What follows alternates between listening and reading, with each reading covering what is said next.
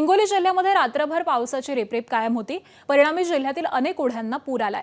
जिल्ह्यातून वाहणाऱ्या कयाधू नदीला सुद्धा पूर आलेला आहे। जिल्ह्यामध्ये सगळीकडे पावसाची जोरदार हजेरी पाहायला मिळते आणि अशा जोरदार पद्धतीच्या पावसाची शेतकऱ्यांना अपेक्षा होती। रात्रीपासूनच बरसत असलेल्या पावसामुळे शेतकरी वर्गामध्ये आनंदाचं वातावरण आहे। कयाधू नदी ही अजूनही पूर्णपणे भरून वाहते।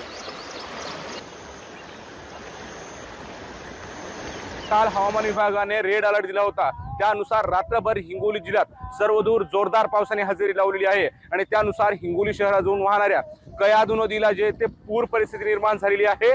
मी हिंगोली शहरालगत असलेल्या कयाधू नदी पात्राच्या परिसरामध्ये आहे। आपण ही कयाधू नदी बघताय। कयाधू नदी या ठिकाणी पूर्णपणे दुथडी भरून वाहत आहे।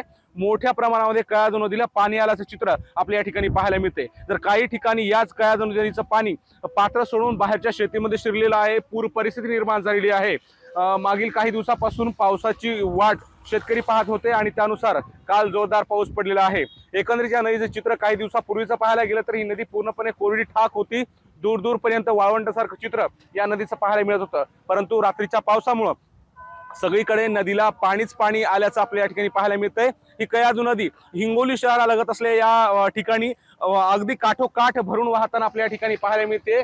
दूरपर्यंत आपण बघू शकता, सगळीकडे पाहायला गेलं तर सगळीकडे पाणीच पाणी असल्याचं दृश्य या ठिकाणी पाहायला मिळते। त्यामुळं रात्रीपासून सुरू असलेल्या पावसामुळं बळीराजाच्या चेहऱ्यावर आनंद असल्याचं आपल्याला पाहायला मिळते। यामुळं शेतातील पिकांना सुद्धा मोठ्या प्रमाणात फायदा होणार असून अशाच पद्धतीने पावसानं बरसावं अशी अपेक्षा शेतकरी व्यक्त करू लागले होते आणि त्यानुसार रात्रभर पाऊस बरसलेला आहे। या कयाधू नदीप्रमाणे जिल्ह्यातले इतर जे काही ओढे आहेत त्या ओढे सुद्धा तुडुंब भरून वाहताना आपल्या ठिकाणी पाहायला मिळत आहेत। माधव दिपके, एबीपी माझा, हिंगोली। एबीपी माझा, उघडा डोळे बघा नीट।